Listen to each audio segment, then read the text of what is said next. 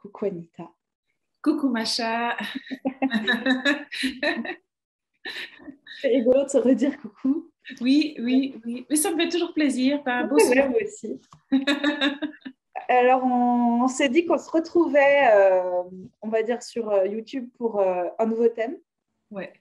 On avait déjà échangé il y a plus d'un an, presque un an et demi, je crois, sur la haute sensibilité, les troubles alimentaires. Et puis, entre-temps, il s'est passé deux, trois petits événements personnels dont on va justement parler aujourd'hui. Ouais. Et on se disait que ce qui pourrait être sympa, ce serait qu'on commence peut-être un peu justement par raconter comment on s'est rencontrés et ce qu'on fait là, quoi. Comment nous est venue l'idée de cette vidéo.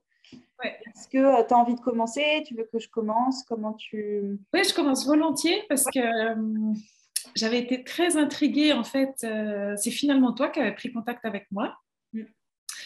Donc, j'avais été très honorée que tu fasses appel à moi. Tu m'as proposé qu'on fasse des interviews. J'ai trouvé que c'était une super idée. Finalement, de la petite interview, c'est devenu 3 vidéos assez longues, je trouve, assez complètes. D'ailleurs, j'imagine qu'on va du coup en profiter pour en refaire la promotion parce qu'il y a plein d'infos dans ces vidéos-là, mais qui parlaient plus de la haute sensibilité en général et du lien avec les troubles alimentaires. Ouais. On s'est aperçu aussi un peu par hasard en papotant, en faisant connaissance, qu'on était toutes les deux enceintes, qu'on allait accoucher un petit peu en même temps, enfin pas tout à fait, mais à quelques semaines d'écart. Et puis je me suis déjà dit à ce moment-là, mais c'est étrange cette coïncidence. Ouais, que tu fasses appel à moi à ce moment-là. Et puis, en fait, ça a collé entre nous deux, dans le sens où on a eu beaucoup de feeling. Moi, on s'est même vu dans la vraie vie, en dehors du virtuel, quand on avait les deux des enfants petits à promener dans la poussette.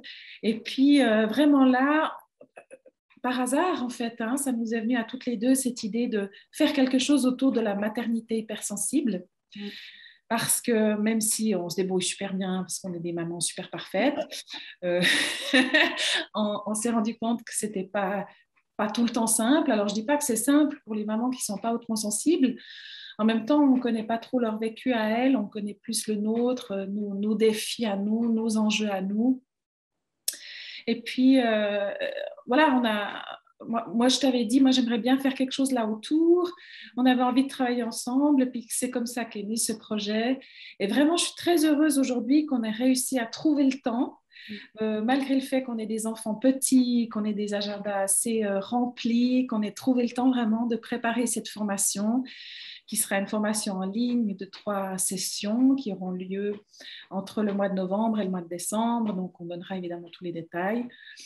Voilà, c'est un peu ce que j'avais envie de dire. Moi, vraiment, je suis ravie de travailler avec toi. C'est vrai qu'en ce moment, ça me porte, en fait, le fait qu'on soit en duo, le fait qu'on s'entende aussi bien, qu'on ait la même vision, qu'on ait pu partager sur nos difficultés communes, les joies aussi, bien sûr, hein, mais aussi un petit peu qu'est-ce qui est compliqué parfois, finalement à traverser dans cette maternité.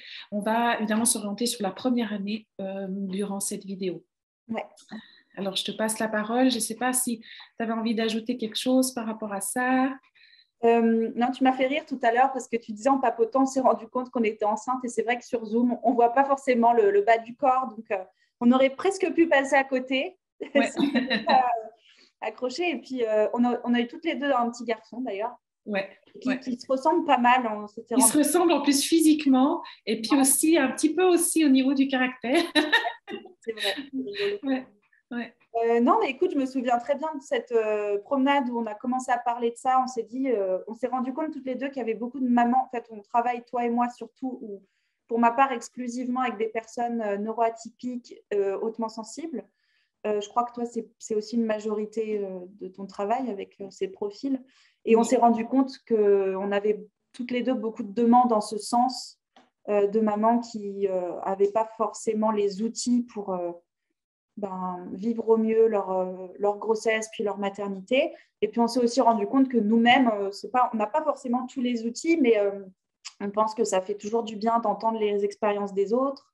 Donc, on va faire comme on peut avec nos expériences, raconter ce qui peut être utile. Et puis ensuite, essayer en effet de proposer des pistes. Ça, ce sera l'objet de l'atelier en ligne dont on parlera probablement à la fin de la vidéo. Oui. Ouais. Et voilà, donc l'idée, c'est que là, on va faire… Alors, on était parti sur une vidéo. On est en train de se dire que peut-être s'il en faudra 2, on verra in live, quoi. Mais c'est une vidéo où on va vraiment passer en revue plusieurs thèmes qui concernent la grossesse et après la naissance. Et ce seront ces thèmes-là qui feront l'objet des 3 ateliers en ligne où vraiment on ira au fond des choses, on proposera du concret, etc. Oui. Donc, voilà. Puis ce sera aussi certainement l'opportunité pour les mamans ou les futures mamans ou les femmes en fait en désir de grossesse de partager autour de leur expérience. J'espère qu'on aura cette opportunité-là aussi que chacun et chacune puisse éventuellement poser des questions et puis voilà, ça pourrait même évoluer ensuite vers des moments de partage. On verra un peu, on se laisse porter. On a toutes les deux tiré une carte oracle qui parle de l'intuition, donc on va se laisser guider. Et je me réjouis déjà. Ouais, moi aussi. Donc, l'idée, c'est qu'on va faire, comme je disais, une partie plutôt grossesse et une partie plutôt première semaine après la naissance et puis le reste. Et sur la grossesse, Nita, il me semble que c'est toi qui prends un peu la main et puis je me permettrai de faire des ajouts si besoin. Oui, alors avec plaisir. Évidemment, il y a énormément de choses à dire sur le moment de la grossesse. Il y a tout un tas d'aspects qu'on pourrait explorer. Là, l'idée, c'est pas forcément d'entrer dans les détails de tout ce qui se passe au niveau biologique, du développement de l'enfant, mais surtout, avant tout, le vécu émotionnel de la mère. Et puis, j'avais déjà envie de commencer par parler de ce qui se passe avant la conception, en fait, parce que ce que j'ai pu observer dans ma propre vie et dans certaines femmes que j'accompagne, c'est que ce désir d'avoir un enfant, il est souvent très fort chez les femmes, évidemment aussi chez les femmes hautement sensibles, mais même avant la conception, il y a déjà beaucoup de questionnements. Et ce questionnement, évidemment, je ne veux pas dire encore une fois que les femmes qui sont neurotypiques ne se posent pas de questions, mais j'ai envie de dire que le profil de la personne hautement sensible et puis son haut niveau de conscience font que déjà avant la conception, elle va se poser énormément de questions.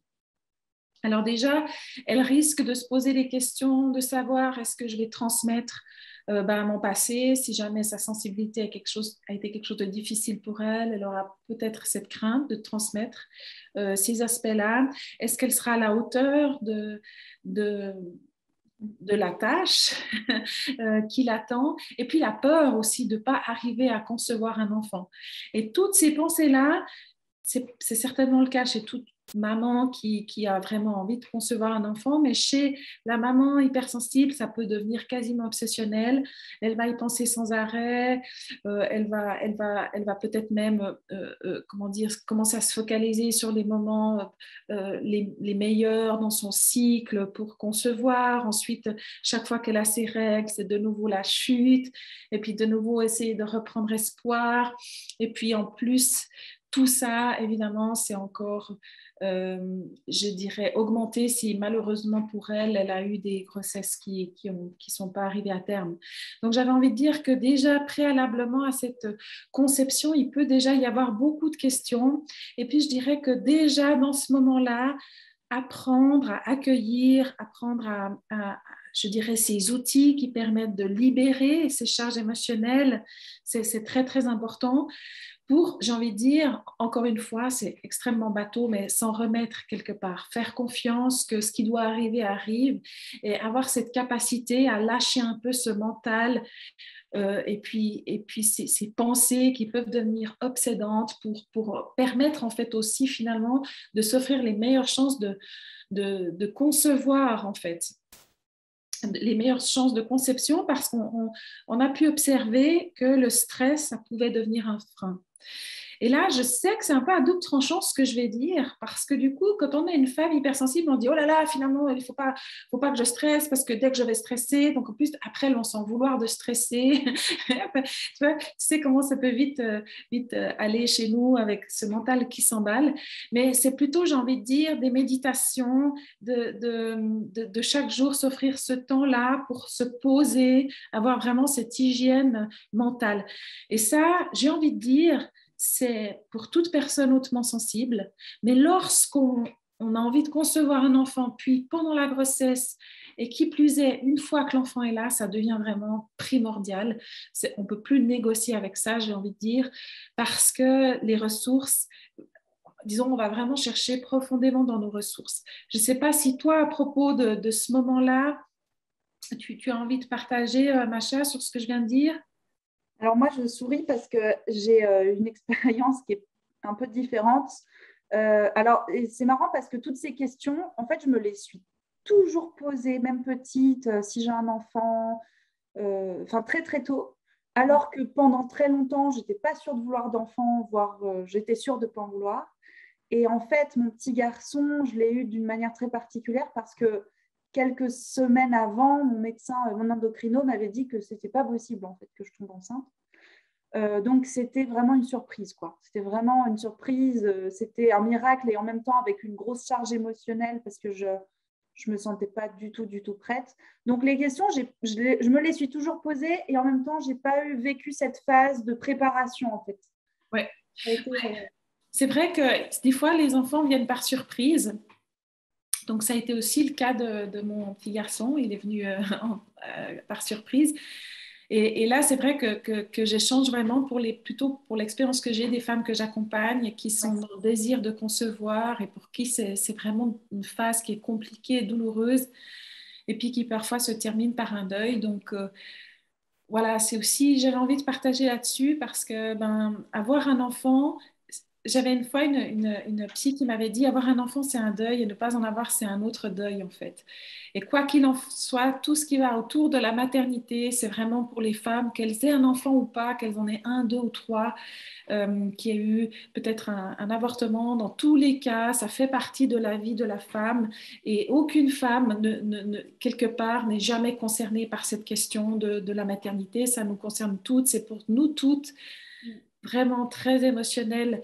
Donc, j'avais envie de dire vraiment apprendre à prendre soin de ça, c'est primordial dans le fait de s'accueillir en tant que femme et femme hautement sensible. Parce que justement, on est très, très influencé par nos hormones. Je ne dis pas, encore une fois, que les femmes non pensantes ne sont pas influencées par nos hormones, mais chez nous, simplement, tout est amplifié. c'est ce que j'allais juste dire parce que je vois que tu as le souci de préciser que c'est pareil pour les neurotypiques. J'ai l'impression juste que, ça, en fait, les problématiques qu'on rencontre quand on est hautement sensible sont les mêmes, sauf que, voilà, comme tu dis, c'est juste puissance... C'est puissance 1000. Voilà. Et puis, ça veut dire que nous, on est presque obligés d'acquérir des outils parce que sinon, à un moment donné, au cours de notre vie, ça devient presque trop, en fait. Ça dépasse nos capacités, en fait, d'accueil et puis on se trouve submergé. Et c'est pour ça aussi que nous, on a envie de proposer ces outils pour accompagner ces périodes-là que toute femme hautement sensible traverse.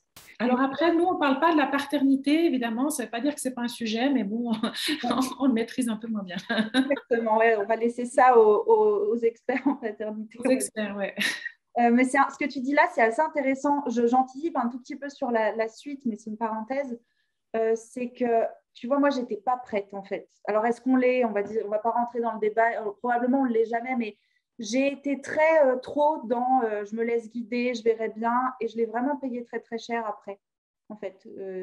Et je pense que quand on ne se prépare pas, quand on ne va pas chercher des outils, des infos, il ne s'agit pas de psychoter, encore une fois, d'être dans l'obsession, c'est toujours une histoire d'équilibre, mais des fois, quand on laisse certaines choses au hasard, comme je l'ai fait, ça peut être très compliqué de les rattraper une fois que le bébé est là, en fait.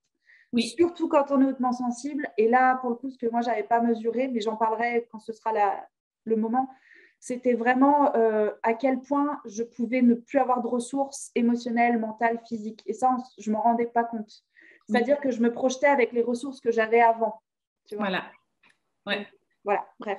Donc, ça me parle beaucoup. Ça illustre magnifiquement bien, en fait, l'importance d'y penser. Encore une fois, c'est un équilibre parce que, en général, en tant que personne hypersensible, on a ce côté de perfectionniste, peut vouloir trop en faire. Donc, c'est vraiment un équilibre. Trouver le niveau d'information qui me tranquillise et puis prendre vraiment ces temps pour soi, pour accueillir, pour trouver la paix intérieure. Parce que c'est vrai que bon, la grossesse, quelque part, c'est long, c'est 9 mois, mais ça passe aussi très vite. Et puis, ça demande il y a énormément de questions. Je lisais par exemple dans le livre de Hélène N. Aron, j'adore cette femme, elle est fascinante, c'est une chercheuse américaine, c'est elle qui a vraiment découvert et j'ai envie de dire fait la promotion de la personne hautement sensible comme faisant partie quelque part de la normalité de l'humanité, voire du monde animal en fait. Hein. Et puis elle parle du parent hautement sensible et de la mère notamment qui se pose déjà 30 000 questions pour savoir quelle poussette choisir. Et moi, je me suis dit, bah, toutes les mamans sont comme ça, elles vont toutes regarder toutes les poussettes et puis se demander. Et non, en fait, non. La plupart des mamans, ça ne prend pas autant de place le choix de la poussette. Et là, je parle que du choix de la poussette. Après, il y a tout le reste. Il y a toutes les questions existentielles. Voilà, comment accueillir cette âme sur Terre? Est-ce que c'est juste, pas juste d'avoir un enfant? Toutes ces questions-là, ça peut vite prendre la tête, ça peut vite partir en rumination, ça peut vite prendre énormément d'énergie. Puis on arrive à l'accouchement et on est déjà épuisé en fait. On n'a déjà plus de ressources. Donc c'est vrai que c'est un marathon. Ce matin, je croisais ma voisine qui vient d'avoir son bébé et je lui disais, voilà, c'est un marathon en fait. Il faut voir ça comme ça. Il faut vraiment négocier avec ses ressources, avec soi-même, avec ses... On verra ça aussi peut-être plus tard, mais ces sentiments d'urgence qu'on a, voilà, il faut absolument faire ça, il faut absolument faire ça, oh là là, si jamais je ne fais pas ça. Vraiment, tout ça, d'apprendre à trouver ce bon équilibre et à juguler un peu cette sensibilité, parfois cette anxiété aussi, et ces pensées qui vont commencer déjà avant la conception, puis qui plus est, une fois qu'on a le test positif. Mm-hmm. Est-ce que tu voulais ajouter encore quelque chose, Macha ou non, pas à ce stade. Non, ça va. Pas à ce stade. Ouais. Justement, on parlait aussi des changements hormonaux et des humeurs. Oh là là, avant, je disais que la femme est hautement sensible et d'autant plus influencée par les cycles hormonaux. Et ça aussi, c'est devenu de plus en plus évident pour moi. Je pense en grande partie aussi, de par mon expérience d'accompagner beaucoup de femmes hautement sensibles qui vivent des périodes prémenstruelles très compliquées, émotionnellement parlant. Parfois, il y a des douleurs, parfois, il y a de l'endométriose. Enfin, c'est vite très, très intense. Elles vont vite être très impactées par ça. Puis alors, pendant la grossesse, j'ai envie de dire, là, les shoots d'hormones sont vraiment...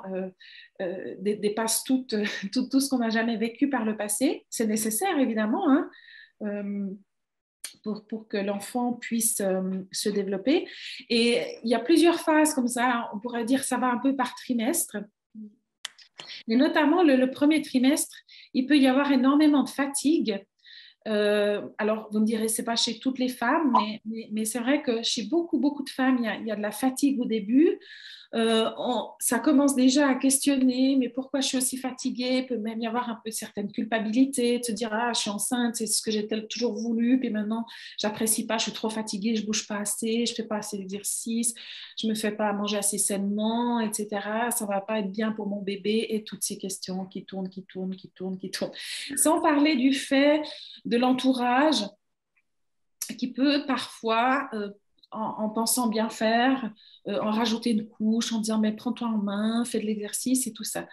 Donc moi, ce que j'avais envie de dire à propos de ce premier trimestre, c'est que pour votre corps, c'est une épreuve en fait. C'est beaucoup de changements et c'est énormément d'énergie qui est investie pour cette conception, même si finalement ce bébé est encore tout à fait minuscule. Et il y a des applications qu'on peut trouver qui parlent un peu de ce développement et c'est tout à fait fascinant de voir tout ce qui se passe vraiment pendant ce premier trimestre dans le corps de la maman et puis au niveau évidemment de l'embryon qui deviendra un fœtus. Et j'ai envie de dire que là, c'est magnifique comme période pour apprendre la bienveillance pour soi. pour accepter que ces limites-là, accepter cette fatigue, et puis développer aussi cette confiance que ça va passer, parce qu'à un moment donné, c'est vrai, vers le deuxième trimestre, ça finit par passer, puis on commence à pouvoir apprécier son ventre qui grandit et tout ça, puis avoir un peu plus d'énergie. Et il y a vraiment, j'ai envie de dire, ces débuts. Parfois, il y a même des nausées. La personne, enfin, la femme peut être très malade. Alors, malheureusement, chez certaines femmes, ça dure, hein, mais la plupart du temps, après le premier trimestre, ça s'apaise. Savoir que vraiment, c'est normal et que plus on lutte contre ça, quelque part, pire ça sera.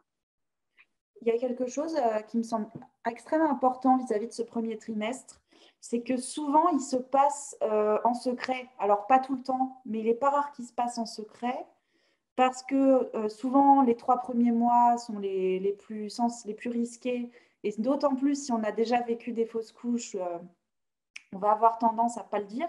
Et puis, on n'a pas le ventre encore. Ouais. Donc, on a tous les symptômes. Généralement, on s'interdit de le dire, et ça, on ne va pas vraiment, probablement pas rentrer dans cette question-là, mais et donc c'est souvent 3 mois difficiles, très éprouvants physiquement, et paradoxalement éprouvants, alors que ça ne se voit pas, en fait. La Oui, grossesse ne se voit oui. pas. Et puis on est un peu seul, hein, face à ça, Ouais, c'est vrai, parce que souvent la seule personne au courant, c'est le partenaire.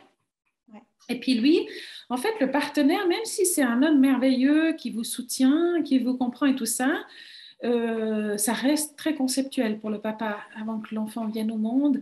Et puis, malgré tout, peut-être son désir de prendre soin, il ne comprend pas qu'on puisse être aussi épuisé. Et puis, c'est vrai qu'en plus, on se retient de le dire.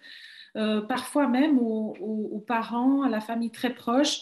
En particulier, c'est vrai, j'imagine, si on a déjà une fausse couche avant, on prend bien des précautions avant d'en parler, c'est sûr. Donc, c'est vrai que cet aspect du secret, de vivre tout ça, d'être tout seul avec ça, ça rajoute, c'est vrai, une charge émotionnelle. Et pourquoi pas, alors à ce moment-là, faire appel à éventuellement un thérapeute ou pour au moins pouvoir déposer ça en fait parce que sinon ça peut effectivement être très lourd. Ouais, ouais. Il y a déjà dans le premier mois en plus pas mal d'anticipation, donc on a quelque part peur de le perdre, en tout cas si c'est un enfant qui est désiré. Et en général, cet enfant, même si ça ne nous est jamais arrivé, ou même si on connaît personne à qui c'est arrivé, ce qui est rare, on va quand même toujours avoir un petit peu cette crainte de le perdre. Puis en même temps, on a déjà envie de se projeter. On ne sait pas encore bien ce qu'on ressent pour ce bébé. C'est une rencontre. Et puis, voilà, ça peut vite générer, encore une fois, pas mal de charge mentale, d'anticipation. Puis en même temps, on ne veut pas s'y prendre trop tôt parce qu'on ne veut pas être déçu. Enfin, voilà. Puis ça va être comme ça, pas mal d'allers-retours pendant tout le premier trimestre jusqu'à ce qu'à un moment donné, on aille à l'échographie, justement. À ce moment-là, il y a une échographie en général qui est prévue. Et puis là, on vient fort heureusement, la plupart du temps, être rassuré que notre bébé va bien, que le développement se passe bien. Et puis là, on peut au moins un peu poser déjà quelques craintes, quelques anxiétés. Bon, après, il y en a d'autres qui viennent, mais au moins, on est en sécurité, on se sent en sécurité avec cette grossesse. Et pendant toute cette période-là, vraiment, de prendre soin de soi, je dirais que c'est crucial. Parce que justement, on a besoin de préserver nos ressources pour ce qui nous attend aussi après. J'avais aussi un petit peu envie de parler, si tu es d'accord, Macha, au moins que tu aies quelque chose à dire avant. Non. Non, j'avais aussi un petit peu envie de parler de cette personnalité hautement sensible qui a tendance à douter d'elle-même. Alors, ça ne veut pas dire que toute personne hautement sensible a un problème d'estime de soi, parce qu'on est beaucoup à avoir travaillé sur nous, puis à être plus ou moins à l'équilibre avec ça. Mais pour nous, l'inconnu, c'est toujours quand même beaucoup de questionnements. Et puis, tant qu'on n'a pas expérimenté quelque chose, on se sent quand même la plupart du temps pas à la hauteur. Et ça, c'est quand même un sentiment contre lequel on doit quelque part presque lutter toute notre vie, et en particulier quand je vais devenir maman. Parce qu'on sait, si on est une personne hautement sensible, on sait que on n'est pas forcément super stable émotionnellement, on sait qu'on vient vite fatigué, qu'on est vite surstimulé. puis quelque part, on pressent déjà que ce bébé va nous demander énormément d'attention et puis on se dit, OK, est-ce que je vais y arriver? Et la réponse est oui, parce que on fait avec, on y arrive, mais en même temps, comme tu l'avais dit, Macha, de se préparer, d'avoir de l'information et d'avoir des outils, ça nous donne vraiment les meilleures chances de pouvoir vivre cette période-là, je dirais, le plus sereinement possible. Parce que le burn-out parental, c'est quand même quelque chose qui existe. En particulier, je trouve de nos jours, moi je vois ma grand-mère par exemple, elle a eu 9 enfants. J'imagine que il devait laisser aller beaucoup plus de choses que nous. J'imagine que voilà, ils étaient obligés finalement. Ils faisaient bien, ces femmes-là, elles faisaient bien ce qu'elles pouvaient. Elles n'avaient même pas de lave-linge. Elles étaient déjà heureuses si elles pouvaient nourrir leurs enfants. Aujourd'hui, on est dans une autre époque. On est dans l'injonction d'être la mère parfaite. Et puis, en même temps qu'on est la mère parfaite qui vient d'accoucher, on doit être l'épouse parfaite et puis on doit être aussi quand même performante au travail, reprendre le travail le plus vite possible, pas être fatiguée, etc. Puis il y a énormément de pression aussi de la société, parfois de la famille, mais je trouve en tout cas de la société et du monde de l'emploi qui, quelque part, on a presque peur de perdre son emploi si on n'est pas à la hauteur et on se trouve comme ça tiraillé par énormément de pression interne qu'on se met soi-même pour être parfaite, pour être tout le temps bienveillante. Puis ça, on verra ça aussi plus tard. Macha, c'est toi qui en parleras. Mais toute cette pression-là, il va falloir apprendre à négocier avec tout ça. Et puis, à ce moment justement du premier trimestre, il y a l'annonce à l'employeur qui peut aussi générer pas mal d'anxiété. Moi, j'accompagne des femmes qui carrément qui ont pratiquement une phobie de l'annoncer à leur employeur parce qu'elles ont peur en fait des conséquences pour leur carrière. Aujourd'hui, on est obligé d'être maman et puis d'avoir une carrière presque. En tout cas, moi, je l'ai vécu comme ça. J'avais fait des études d'ingénieur. J'avais senti ça très fort qu'il fallait avoir les deux, en fait. Sinon, presque, on avait raté sa vie et c'est très, très, très pesant, surtout pour une femme, je pense, hautement sensible. Alors, ça soulève des trucs tu vois, ça renvoie à beaucoup de points justement sur tout ce qu'on demande aux femmes et ça crée vraiment toujours une espèce de soulèvement chez moi assez fort. Et il y a une chose qui est intéressante, alors que peut-être on n'a pas précisé, sauf pour celles qui nous connaissent ou qui ont vu les autres vidéos, c'est que toi, tu vis en Suisse et moi, je vis en France. Oui. Donc, je me demandais aussi justement, même si j'ai quelques vagues idées, parce que je viens de Haute-Savoie, donc j'ai de la famille qui travaille en Suisse, mais voilà, les régimes ne sont pas forcément les mêmes en fait en termes de... Et je crois que d'ailleurs chez vous, par exemple, les femmes enceintes travaillent jusqu'au bout, sauf si elles sont en arrêt, alors que voilà, il y a des trucs comme ça où en France, à l'inverse, on peut être arrêté, on a un congé maternité déjà qui commence. Je ne sais pas la date exacte parce que moi, je l'ai pas eu le congé mat, mais peut-être au 7e mois, je ne sais plus. Là, pour le coup, je devrais vérifier. Voilà, donc ça, c'est quelque chose qu'on pourra aussi discuter, Oui. parce qu'il y a des différences nationales, voilà. Oui, de culture aussi, hein. Sûr, ouais. Ouais. Et puis, justement, quand on n'a pas envie d'abandonner totalement sa carrière, mais qu'on veut quand même devenir maman, comment est-ce qu'on peut concilier les deux? Et ça, justement, ça commence déjà, bon, vous me direz avant la conception, mais enfin, ça devient très, très concret une fois qu'il faut l'annoncer à l'employeur. En plus, il y a certains métiers. Moi, par exemple, je viens du monde de la chimie. C'est clair qu'il y a certains endroits où on ne peut même plus travailler une fois qu'on est enceinte parce que on prend des risques, en fait. Donc là, on est dans l'injonction de l'annoncer très très tôt à l'employeur, ce qui rajoute encore des pressions supplémentaires. Et vraiment, voilà, j'ai envie de dire, c'est probablement difficile pour toutes les femmes, hein, mais alors quand on a cette tendance à se poser énormément de questions, et puis de vouloir toujours bien faire, etc., d'avoir peur aussi de manquer quelque chose. Donc j'ai peur de manquer ma carrière, j'ai peur de manquer ma vie de maman, donc j'essaie de faire tout en même temps à la fois, puis finalement, je me retrouve épuisée. Voilà. Donc ça se prépare déjà, à mon avis, pendant la grossesse. De se poser encore une fois des questions, mais dans un état où c'est constructif, c'est-à-dire de prendre soin, de prendre peut-être un petit peu d'avance pour se poser les bonnes questions, d'avoir les bons outils, puis d'être bien conseillé pour cette étape-là. Ouais, et tu vois, c'est quelque chose qui... Alors là, c'est pareil, on approfondira, mais c'est vraiment quelque chose qui mérite d'être discuté explicitement avec le ou la partenaire. Ouais. Parce que moi aussi, quelque part, il y avait des choses qui ne me semblaient pas importantes ou je verrai plus tard. Et j'ai un peu regretté de ne pas m'être organisée en amont. Enfin, c'est important de savoir comment les deux parents ou les partenaires, en tout cas, Oui, se projettent. Voilà, exactement. Ouais. Ouais. Comment ils se projettent, combien de temps ils veulent passer avec l'enfant, est-ce qu'on veut partager la garde, quel moyen de garde on veut. Tout ça, c'est des choses, plutôt on se pose la question et plus de discernement on a, j'ai envie de dire. Il y a une chose, alors je fais une petite parenthèse, mais je ne sais pas du tout pour le coup si c'est juste moi ou si c'est quelque chose qui est propre à la haute sensibilité, mais moi j'ai énormément de mal à me projeter. C'est-à-dire que autant je me pose plein de questions, autant tant que je ne suis pas face à la situation, j'ai vraiment du mal à savoir ce qui m'attend. Et du coup, ça peut entraîner ce truc où je reporte à plus tard, si tu veux, en me disant, bah, je Ouais. verrai quand ce sera là. Ouais.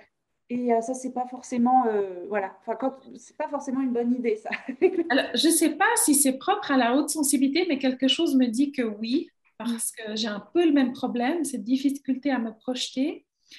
Et c'est pour ça que j'insiste un petit peu, et toi aussi tu l'as mentionné, de demander un peu conseil à l'avance, en fait, de se renseigner sans tomber dans une boulimie, de vouloir tout savoir. C'est toujours encore une fois un équilibre. Parce qu'il y a quelque chose de sain aussi, de se dire, bon, je verrai bien quand c'est là, ce n'est pas la peine de créer des problèmes avant qu'il soit là. Puis en même temps, il y a quand même les grandes lignes, en fait. Voilà, dans mon cas, c'était presque une sorte de déni, tu vois, c'était pas Voilà, ouais. vraiment de la confiance. Alors, voilà, faut Ouais. voir ce que c'est. Ouais. Et puis après, il y a l'excès de procrastination. C'est vrai, c'est souvent un problème de la personne sensible. Elle va remettre à plus tard pour s'éviter aussi l'anxiété, en fait, que ça génère chez elle ou le fait qu'elle n'a pas de réponse. Donc, voilà, bon, j'y pense pas parce que ça me génère trop d'inconfort, je verrai bien. Et puis, une fois qu'on est là, on est presque obligé de choisir des solutions d'urgence. Et puis, encore une fois, ça, je l'ai lu dans The Highly Sensitive Parent de Hélène Aron, c'est que la personne hautement sensible peut avoir tendance à se poser vraiment des questions très profondes sur l'éducation de l'enfant, sur les meilleures solutions, sur la meilleure éducation à donner. Elle se laisse moins impacter par les habitudes culturelles. Elle se pose vraiment la question, bon, qu'est-ce qui est vraiment le meilleur pour mon enfant? Puis si elle ne trouve pas la réponse, ben, ça génère de l'anxiété. C'est pour ça que c'est bien de se renseigner, d'avoir des infos. Et puis je dirais, c'est vrai, les grandes questions très importantes, ben, d'essayer de faire en sorte d'avoir un minimum de stratégie, même si au fond, ben, avant que l'enfant soit là, c'est quand même compliqué de s'imaginer. C'est clair, voilà, ça c'est sûr, mais voilà, je trouve que en fait, tout ce qui est fait avant, quelque part, n'est plus à faire, ou alors c'est juste Ouais. à corriger, quoi. C'est juste à adapter, ouais. Ouais. Mhm. Tout à fait. Et puis, il ne faut pas oublier tu vas encore parler de ça plus tard, mais c'est que de penser qu'on va pouvoir tout le temps être à 100% pleinement présent pour son enfant, répondre à tous ses besoins comme on le voudrait, sans avoir du temps pour soi, ce ne sera pas possible en fait pour une personne hautement sensible parce qu'elle a besoin justement de juguler cette surstimulation. Donc de savoir en fait à l'avance qu'au cas où je peux demander à telle personne ou au cas où j'ai telle solution, ça enlève beaucoup de charge mentale et ça enlève beaucoup d'anxiété. Oui, c'est clair. Euh, je vais te laisser peut-être parler de l'aspect dont tu parlais finalement de la société qui est androcentrée. Parce que c'est toi qui es peut-être plus sensible à cet aspect-là, puis si jamais je reviendrai là-dessus après, ça te va? Ah oui, oui, alors bien sûr, moi vraiment, je me suis découvert depuis, pas vraiment ma grossesse, mais ça a commencé pendant la grossesse et ça a vraiment explosé après l'accouchement.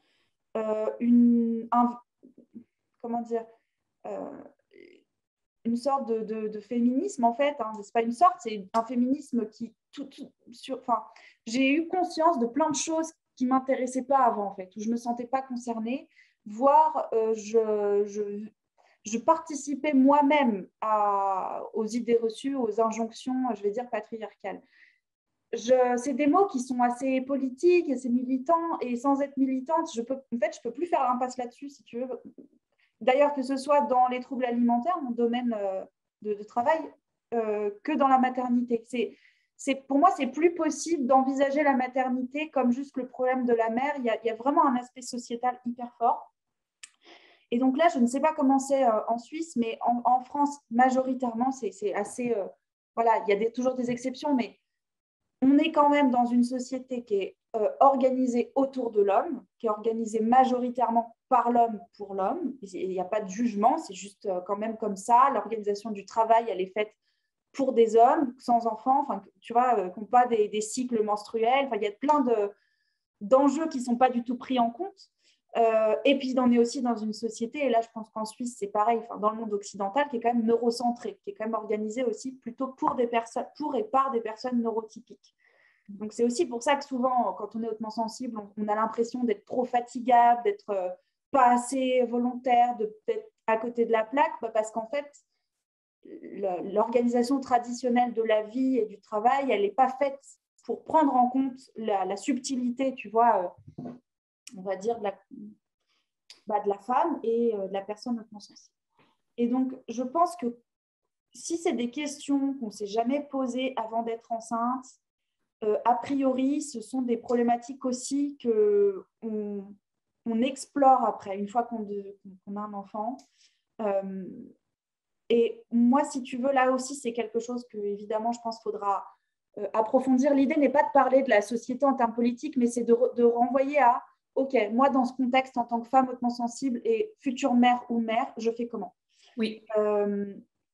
L'idée, c'est que mais c'est valable pour toutes les personnes hautement sensibles, mais surtout quand on est dans une situation de maternité ou de grossesse, c'est pas à l'extérieur de nous dicter nos besoins et nos limites. Et ça, c'est un message que vraiment j'essaye de transmettre tout le temps. Alors, il y a un principe de réalité, on ne peut pas faire comme on veut, quand on veut. Il y a des contraintes matérielles, comme tu disais, faut gagner sa vie, on ne peut pas faire comme on veut, mais on a toujours une marge de manœuvre, en tout cas, j'espère, dans laquelle c'est à nous de surtout pas nous déposséder de nos besoins et vraiment d'écouter ce qu'on ressent en termes corporels, émotionnels, et de ne pas juger ça, en fait, et de se dire, voilà, si je suis fatiguée, point barre, il n'y a pas à se dire pourquoi je suis comme ça. Non, vraiment, ça me semble essentiel. Parce qu'on a tendance, je trouve, beaucoup à se déresponsabiliser, surtout, comme tu disais, quand on doute beaucoup de soi. Et moi, par exemple, je demandais vachement l'avis de mon compagnon, qui en fait n'est pas compétent pour me donner son avis du tout, puisqu'il n'est ni femme, ni enceinte, ni maman, ni hautement sensible. Et il y a dans tous les cas, c'est important vraiment de prendre la responsabilité de sa santé, de son bien-être quand on est hautement sensible, mais encore plus dans ces moments-là. Parce que c'est pas la société qui sait comment on fonctionne. Voilà. Je sais pas si c'est très clair ce que je dis, mais je crois que oui. Moi, j'ai trouvé ça très clair. J'ai même envie d'aller un petit peu plus loin, si j'ose, Macha. Avec plaisir. C'est que moi, par contre, la question, je dirais, du féminisme, ça m'a toujours accompagnée. C'est une histoire personnelle. C'est mon vécu personnel. Il faut savoir qu'en Suisse, moi, j'avais 13 ans quand le droit de vote a été admis au niveau fédéral pour tous les cantons, toutes les communes. Donc, j'avais déjà 13 ans quand les femmes ont le droit de vote partout. Hein. Donc, c'est dire la Suisse, c'est pas un pays en avance en ce qui concerne le droit des femmes. Par exemple, ma maman, quand elle était jeune, à partir du moment où elle se mariait, elle pouvait plus décider ce qu'elle faisait de son argent. Par exemple, elle devait demander à son mari si elle pouvait travailler. Enfin, il faut s'imaginer vraiment que moi, ma maman, elle m'a sensibilisée très tôt à cette question. D'ailleurs, il y a un film sur ce sujet, même pour les femmes françaises, je pense que ça peut être intéressant, un film magnifique qui s'appelle L'Ordre divin, qui parle de cette question j'ai envie de dire, du féminisme. Bien sûr, c'est axé sur la Suisse, mais je trouve quand même probablement que ce sera très intéressant, même si on est une femme, disons, francophone qui n'est pas suissesse. Au-delà de ça, donc moi j'ai en plus évolué dans un milieu d'hommes. J'ai fait des études d'ingénieur, j'étais souvent dans plein de réunions la seule femme, donc c'est vraiment une question qui m'a toujours accompagnée. Et j'ai eu envie de dire que j'avais cessé quelque part d'avoir des illusions. Moi, je ne crois pas que l'égalité soit pour notre génération. Je crois qu'il y a encore beaucoup de choses à faire. Les hommes ont une responsabilité, mais nous, les femmes aussi, en fait. Quelque part, on se laisse un peu faire. parce que je ne sais pas trop pourquoi, hein, ce n'est pas un débat non plus qu'on a envie de faire forcément aujourd'hui ici, mais en tous les cas, moi j'ai pu observer que j'étais des fois la première à me mettre la pression. Pourquoi? Dans ma vie professionnelle, je voulais probablement rivaliser. Je suis entrée dans une certaine forme de compétition, parfois un peu malgré moi, ou disons un peu inconsciemment. Puis après, étant devenue maman, ben, j'avais aussi envie d'être la meilleure maman. Et puis, je voulais à la fois, je voulais pouvoir tout faire, en fait. Puis, je me suis mis beaucoup de pression. Et parfois, c'est même mon conjoint qui me disait, mais Anita, tu sais, là, moi, je suis tout à fait d'accord de rester une journée avec notre fils et puis toi, tu prends du temps pour toi. Et moi, quelque part, ce conflit intérieur, ben, je le cultivais moi-même. C'est-à-dire que je me disais, ben, si je fais ça, c'est pas bien pour mon enfant parce qu'il va se sentir abandonné. Et je n'ai pas mis mes besoins en priorité parce que j'étais devenue maman, ce qui est une erreur à mon avis. Et c'est aussi les raisons pour lesquelles, avec Macha, je pense qu'on a eu envie de faire cette vidéo. C'est parce que quelque part, on prépare peut-être l'avenir de nos enfants hautement sensibles pour qu'ils vivent le mieux possible, mais pour ça, il faut qu'ils aient eu une enfance, quelque part, peut-être meilleure que la nôtre, où leurs émotions étaient mieux comprises, mieux accompagnées. Mais il faut savoir que c'est les parents qui élèvent les enfants. Donc, si nous-mêmes, on ne prend pas soin de nous, si nous-mêmes, on fait du déni de nos émotions, si nous-mêmes, on ne prend pas en charge nos besoins, si on ne prend pas la responsabilité, finalement, presque inconsciemment, on insuffle à nos enfants l'idée qu'ils sont censés faire pareil et qu'ils sont censés se forcer, faire des efforts tout le temps, faire comme tout le monde, entrer dans ce... Et voilà le message finalement que sans le vouloir, on transmet. Et moi, j'ai dû faire ce travail de me dire, OK, Anita, il y a effectivement la pression de la société, mais toi, quelque part, voilà, comment tu te positionnes par rapport à ça? Et puis, tu sais très bien quels sont tes besoins. Au fond, moi, je le sens très bien. Simplement, des fois, j'écoute pas. Voilà. Et donc, ça, c'est vrai, c'est très primordial. Personne mieux que nous, mieux que la maman peut connaître ses besoins. C'est une évidence. Votre gynécologue, pareil, il fait de son mieux, mais en particulier si c'est un homme, il a peut-être de l'expérience, mais il n'est pas dans votre corps. Il ne sait pas la particularité de vous, de votre grossesse, de votre histoire avec votre enfant. Il ne connaît pas tout ça. Donc, vraiment, et c'est marrant parce qu'on en revient à cette carte oracle qu'on a tirée avant de faire la vidéo sur l'intuition. Ça va être aussi un équilibre entre prendre des renseignements, demander des conseils et finalement, toujours après, revenir à soi puis se dire, OK, voilà, qu'est-ce qui résonne avec moi? Qu'est-ce qui me semble juste pour moi, ici et maintenant? Et si moi, je ne prends pas soin de moi, je vais être effondrée, je vais être épuisée. Et puis à ce moment-là, ben, je n'aurai plus les ressources pour être bienveillante avec mon enfant. Je ne pourrai même plus lui apporter finalement la base de ce qu'il a besoin parce que je vais être tellement surchargée. Et ça, c'est une réalité. À un moment donné, ben, il y a une limite, le système nerveux, il n'en peut plus. Et même si moi, je me suis mis énormément de pression, c'est toujours le corps qui va à la fin dicter sa loi quelque part. Ouais. Donc, c'est compliqué, c'est vrai, de se positionner parmi tout ça, en particulier quand on est hautement sensible, qu'on a une conscience élevée, des valeurs très, très ancrées, on veut bien faire et tout ça. Mais à un moment donné, encore une fois, on en revient aussi à ces outils de se dire, OK, maintenant, je fais un peu le calme en moi, je prends un peu de temps pour moi, mon enfant, il ne va pas mourir si un après-midi, il passe du temps avec son papa, sa grand-maman, la maman de jour. Et moi, pendant ce temps, je me ressource, je prends soin de moi et ensuite, je serai plus disponible pour mon enfant. Et ça, vraiment, moi, j'avais aussi envie de faire ces ateliers pour cette raison-là, pour avant tout prendre soin de la maman parce qu'in fine, c'est l'enfant qui va bénéficier de tout ça aussi. La maman de jour, c'est la nounou chez vous, c'est ça? J'imagine, ouais. C'est-à-dire qu'on a plusieurs moyens de garde. Soit on met un enfant à la crèche, et là, ben, c'est un lieu où il y a plusieurs enfants avec des éducateurs. Soit il y a des mamans qui accueillent les enfants chez elles à la maison, puis on appelle ça une maman de jour. C'est mignon. Nous c'est des assistantes maternelles, en fait. Ouais. Bien, maman de jour. Ouais, c'est marrant, on se rend compte que même, on n'est pas si loin, hein, mais il y a des mots et des habitudes qui changent déjà, même si on est à 2-3 heures de route. Ouais. Et c'est super mignon comme appellation, je trouve ça trop chou. Ouais, je complète ce que tu dis. Enfin, ouais, merci de préciser ça, c'est tellement essentiel. Et puis, il y a une chose que j'avais notée, donc cette nécessité de garder la responsabilité du soin de soi, sachant que c'est facile à dire là tout de suite, mais que quand on y est, c'est pas facile et c'est normal hein, parce qu'il Ouais. y a puis souvent plein d'infos contradictoires, plein de conseils non sollicités. Des fois, l'intuition dans tout ça, on ne sait pas trop l'entendre ou on ne sait pas trop si c'est de l'intuition ou si c'est une injonction intériorisée. Enfin, c'est vraiment en soi un exercice compliqué, donc encore plus dans ces moments de vulnérabilité. Ouais. Surtout quand on est fatigué, Ah ouais. on est épuisé. Là, c'est vrai que. Et là, vraiment, Hélène Aron, elle précise ça. Elle donne toute une liste de besoins. On reviendra là-dessus vraiment, je pense, en détail dans les ateliers. Mais elle dit à un moment donné, il faut dire non à tout sauf à dormir, quoi. À un moment donné, Ouais. voilà, il faut dormir, il faut prendre soin de son système nerveux. C'est vraiment crucial. C'est probablement vrai pour toutes les mamans, mais pour nous, les mamans hautement sensibles. Je ne sais pas que je veux faire peur hein, non plus, mais l'épuisement nous guette en fait, quelque part. Ouais.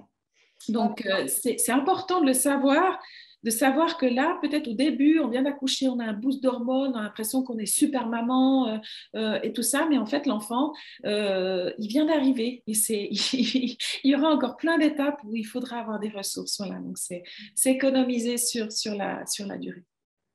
Ouais. J'avais noté en fait quelque chose qui concernerait plutôt la suite sur le fait de demander, donc je le note pour plus tard. Ouais, demander de l'aide. Ouais, demander, mais en lien justement avec ses besoins. C'est-à-dire Ouais. que souvent l'entourage ne se rend pas compte à quel point on peut avoir besoin. Et là, quelque part, peut-être j'anticipe un peu sur la suite, mais tu as dit quelque chose qui m'y a fait penser tout à l'heure, je ne sais plus quoi. Mais oui, tu disais que toi-même, tu te mettais la pression. Ouais. Et moi, j'ai vraiment eu des moments très, très noirs. Moi, je n'ai pas été en forme du tout quand mon enfant est né. J'en parlerai plus tard, mais ça a été très, très, très compliqué. Mais je voulais absolument, je ne sais pas comment le dire, peut-être me prouver que j'avais tout ce qu'il fallait pour m'occuper de lui. Et donc, j'attendais vraiment un peu le point de craquage ou de non-retour pour dire à mon conjoint, en fait, là, il faut que tu le prennes là. Parce que lui, quelque part, les premiers jours, il continuait sa vie comme avant, presque. Et j'avais, je ne sais pas ce que c'est, si c'est de la... Je ne pense pas de la fierté mal placée, je ne pense pas, mais une croyance en tout cas que en tant que maman, je devais, moi, être capable de gérer toute seule à 100% et laisser le papa faire sa vie. Et il a fallu que j'atteigne vraiment des stades très compliqués pour plus avoir le choix, en fait.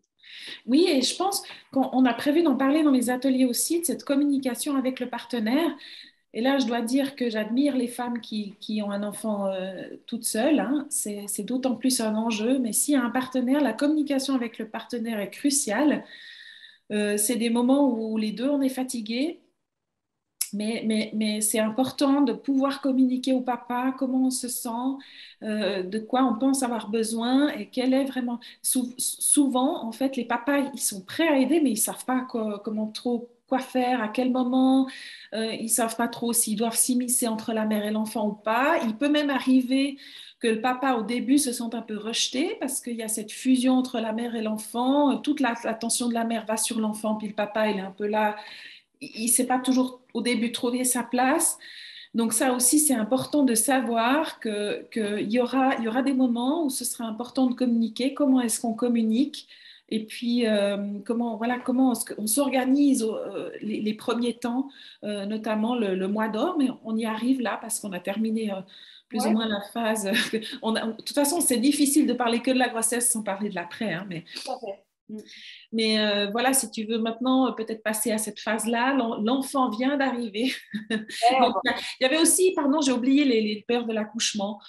Évidemment, quand on anticipe tout, on va aussi anticiper l'accouchement. Et là, vraiment, s'il y a trop de crainte, j'ai envie de dire, faites-vous aider. Là, c'est tout à fait possible de faire un travail, que ce soit en hypnose, par exemple. Moi, je connais bien cette technique en EMDR ou des techniques comme ça qui peuvent déjà vous permettre de faire peut-être appel à une doula. Nous, on a ça en Suisse, je ne sais pas si vous avez aussi en France, qui peut vous aider à appréhender en fait ces angoisses en lien avec l'accouchement. En particulier, s'il y a déjà eu un premier enfant et que ça s'est mal passé, je dirais que si vous voulez maximiser les chances que tout se passe bien lors du deuxième accouchement, c'est bien de prendre soin de l'aspect émotionnel qui ne serait pas réglé après le premier accouchement. Voilà. Ouais, alors du coup, donc avant de passer à la suite, finalement, tu soulèves, c'est vraiment très important en effet. Là aussi, c'est pareil, j'en parle à la lumière de mon expérience. Moi, j'ai été accompagnée, mais après la naissance et assez tardivement. Et je regrette vraiment. Ça, c'est vraiment si je devais changer une chose, c'est que dès le départ, j'aurais trouvé un accompagnement vraiment dédié. J'avais des accompagnements, mais c'était de la supervision de ma pratique ou de la thérapie plus générale avec un psy homme. Donc, j'aurais trouvé vraiment une ou deux professionnels qui auraient été dédiés à la natalité. Ça, c'est sûr. Et puis, ça, c'est juste pour l'année. Enfin, c'est pas une anecdote, mais c'est juste pour raconter. On verra si ça soulève des questions peut-être plus tard, lors des ateliers justement, mais il y a la question parfois de la médicalisation de la grossesse. Donc là, nous, on ne va pas rentrer dans des considérations médicales, hein, on parle juste de nos expériences. Dans mon cas, je t'avais dit que moi, j'avais été déclenchée. C'est une histoire assez lourde où vraiment on m'a très, très vivement incitée au déclenchement et j'étais contre, mais j'avais peur de mettre mon enfant en danger, en fait. Et donc, on l'a fait naître. Avant ça, on m'a fait maturer le col pendant 6 jours avec divers outils j'ai envie de dire, presque de torture quand même, donc destinés à générer des contractions. Et ça a été très, très compliqué. Ça pose toute la question, là aussi, du projet de naissance. Je trouve que ça aussi, c'est pas parce qu'on planifie que ça va se passer comme on veut. C'est parfois, on planifie des trucs et ça colle pas avec la réalité. Je pense j'ai des exemples de personnes qui voulaient un accouchement nature, etc. Pas de chance, la poche des os se perce en avance. Des fois, on est obligé de s'adapter. Mais je trouve ça important quand même en amont de planifier comment on aura envie d'accoucher, de se renseigner, est-ce que j'ai besoin d'un soutien médical ou pas. Voilà, moi, j'avais une grossesse très, très, très médicalisée, un accouchement très médicalisé. C'est pas comme ça que je voulais le vivre, mais bon, peu importe à ce stade. Et il y a en France, je ne sais pas comment c'est en Suisse, en France, on a des cours de préparation à la naissance qui sont pris en charge par la sécurité sociale. Et puis, on peut recevoir la visite d'une sage-femme. Mais moi, j'ai envie de dire que ça, c'est vraiment le minimum syndical, quoi. C'est vraiment... Il y a aussi une subtilité, c'est que toi et moi, on était enceintes pendant la période de Covid, qui n'a pas été la même en France et en Suisse. Je ne sais pas comment c'était chez vous, mais en France, il y a beaucoup d'ateliers qui étaient annulés, en fait. Beaucoup de choses, tu sais, le champ prénatal, les ateliers de discussion. Il y a plein de choses auxquelles, en fait, on n'avait pas accès puisque ça se passait dans les hôpitaux.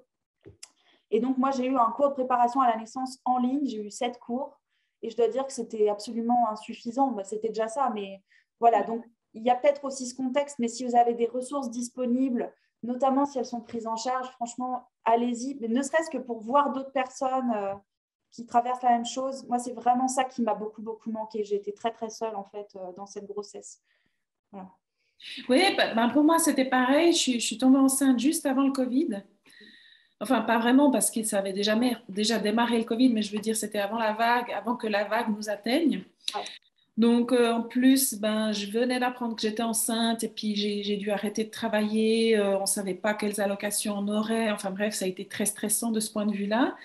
Puis après, tout ce que moi, j'aurais eu envie de faire, des cours de préparation en piscine, évidemment, tout ça t'oublie. Les cours de préparation à l'accouchement pour parler avec d'autres mamans, d'autres couples, annulés. Donc, effectivement, je me suis retrouvée assez seule finalement avec tout ça. Moi, il faut savoir que j'ai eu un enfant tard, donc toutes mes copines, elles avaient pratiquement des enfants ados déjà quasi, pour la plupart. Donc, c'est vrai que d'être accompagnée pendant cette période-là pour parler de ces questions-là qui nous taraudent, qui nous stressent, c'est fou en fait. Pourtant, je ne suis pas pour la thérapie mentale uniquement, hein, mais quand même, à un moment donné, quand on a des questions, on a besoin d'avoir des réponses et ça limite le stress.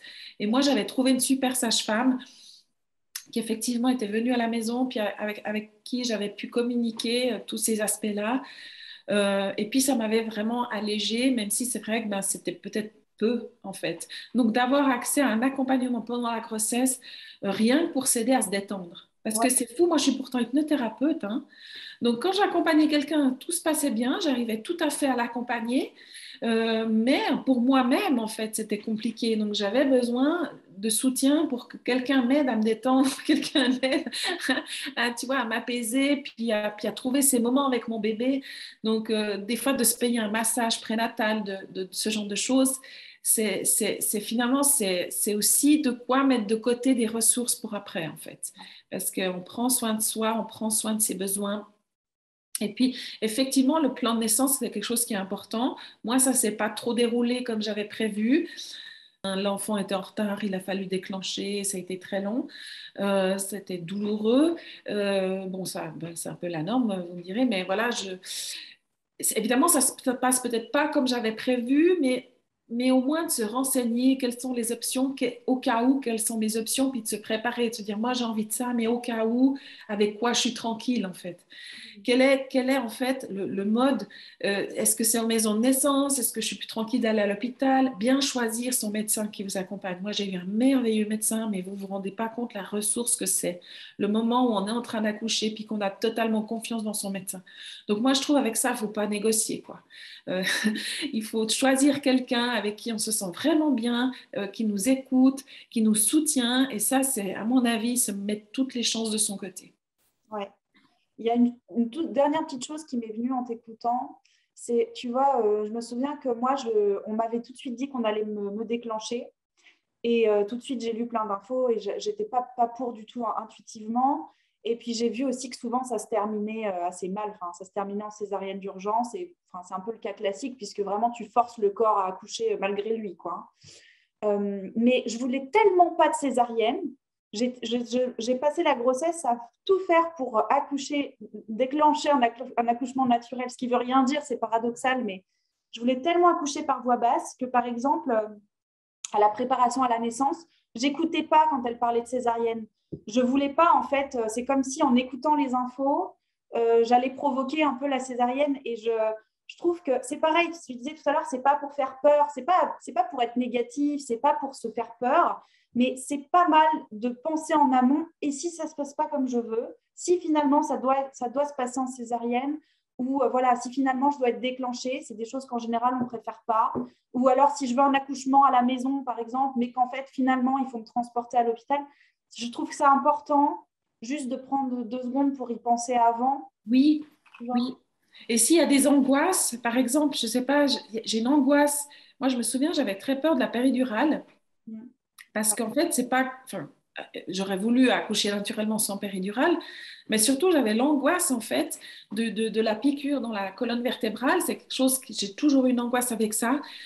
Mais j'ai fait ce travail en amont, en fait, de faire cette désensibilisation. Moi, j'ai la chance d'avoir un conjoint qui est hypnothérapeute, qui a pu m'aider pour ça. Vraiment, mais c'était tout bénef parce que le moment où j'ai senti, OK, ben là, c'est le moment, en fait. Là, si je suis en train de me mettre en danger, si je ne fais pas cette péridurale, ben, je ne vais pas tenir la longueur. Ben, en fait, ça s'est finalement très bien passé. Et quelque part, je me dis, c'était pas mon souhait. J'aurais voulu que ça se passe autrement, mais j'avais quand même préparé ce et si jamais. Donc c'est pas, voilà, c'est pas en fait. Quand on lit un peu trop de bouquins de développement personnel, on se dit que si on y pense, on va le produire, on va le générer. Mais moi, je ne crois pas à ça. Non. Je me dis, en fait, je dois me sentir tranquille. Plus je limite mes angoisses et moins je résiste contre quelque chose et meilleures sont mes chances finalement que ça se passe dans les meilleures conditions. Voilà. C'est pour ça que cette préparation aussi du plan de naissance, aussi du postpartum, du mois d'or, comme on va parler après, tout ça, c'est des éléments qui vous permettent de vous mettre dans les meilleures conditions, de limiter la charge mentale. C'est vraiment ça l'enjeu. On va le répéter 6000 fois pendant la conférence, pendant les ateliers. Limiter la charge mentale absolument pour être le plus... Aussi pour aider le corps. Il faut savoir que le corps, pour qu'un accouchement se passe le mieux possible, mais aussi pour qu'il guérisse le mieux possible. Si toutefois il y a une césarienne, il y a une cicatrisation qui doit se préparer, le corps doit se remettre ensuite après à fonctionner normalement, l'utérus doit se rétracter. Et si on veut laisser le corps faire, en fait, pour qu'il guérisse le mieux possible, il faut être dans ce qu'on appelle le système nerveux parasympathique, ça veut dire pas sous stress en fait. Donc de limiter absolument toutes les sources de stress autant que faire se peut, parce qu'il faut savoir que certaines, on ne peut pas. Donc voilà, de limiter tout ce qu'on peut, ça nous donne les meilleures chances que la grossesse se passe bien et que le postpartum se passe bien. Ouais. Ok, et ben écoute, on poursuit. On poursuit. Super. Donc, on a parlé de la grossesse, on a commencé un petit peu à anticiper sur la suite. Et puis là, on va parler un peu, comme on disait, de ce qu'on appelle le mois d'or, et puis aussi, certaines appellent ça le 4e trimestre. Pour celles qui ont Instagram, il y a des comptes qui s'appellent comme ça, le mois d'or et le 4e trimestre, qui sont très intéressants d'ailleurs. Et d'ailleurs, ça, c'est une parenthèse aussi. J'ai découvert après coup qu'il y avait énormément de ressources assez complètes sur Instagram. Alors, malheureusement, tout n'est pas bon à prendre, mais il y a aussi des comptes qui proposent beaucoup d'infos, de ressources gratuites, très bien documentées. Faut faire le tri, faut vraiment prendre ce qui nous parle, mais il existe des ressources, mais voilà, je reviens sur le fait que moi, dans mon cas, j'étais pas très proactive en fait. J'attendais un peu que ça se passe. Enfin voilà, j'étais pas. Ok, donc pour cette question, donc d'abord des premières semaines après la naissance, et puis on va dire la première année en général. Là, nos enfants, ils ont aux alentours d'1 an, à toi et moi, donc on ne connaît pas la suite, mais on a vécu la première année. On va parler de ces besoins, des besoins psycho-émotionnels et des besoins physiques. On va parler des stresseurs aussi, le manque de sommeil, la surstimulation, peut-être la question du couple, la communication, la charge mentale évidemment. On va parler des priorités, comment les fixer, comment faire simple. Mais tout ça, ce sont des choses qu'on approfondira, on rentrera vraiment dans le détail en atelier, mais là, on va essayer déjà d'apporter des pistes si possible.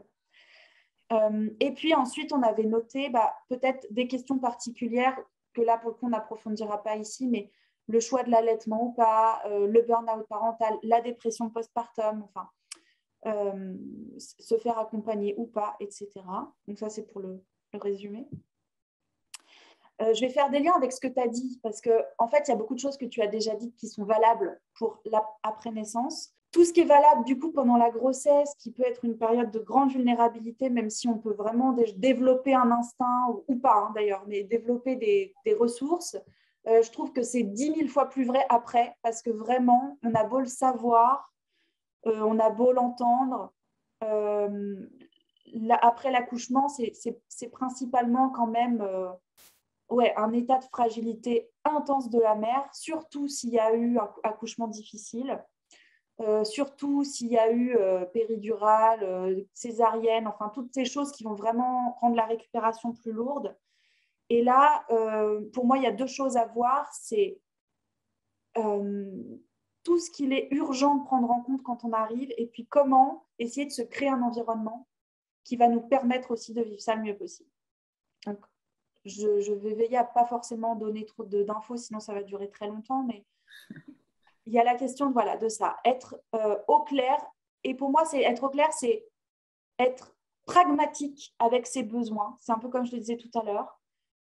On vit des choses après l'accouchement forcément inédites, y compris, je pense, quand on a un 2e ou un 3e ou plus enfant. Ça ne veut pas parce qu'on a vécu les choses d'une certaine manière avec le premier que c'est pareil après. Et je crois que là, ce qui est vraiment important, c'est de ne pas passer ses besoins physiques, notamment, au crible du mental. C'est-à-dire, si je suis fatiguée, ça ne sert à rien de me demander pourquoi, est-ce que je devrais, mais pourquoi cette maman-là, elle arrive à se lever, se doucher, se maquiller, s'habiller, alors que moi… Enfin, je trouve que moi, ce qui m'a vraiment sauvée, c'était d'être en mode très, très terre-à-terre, très pragmatique. J'ai un besoin, je fais tout ce que je peux pour le concrétiser. Et j'essaye vraiment de m'en tenir à l'extrême urgent, qui, en général, c'est quand même le sommeil.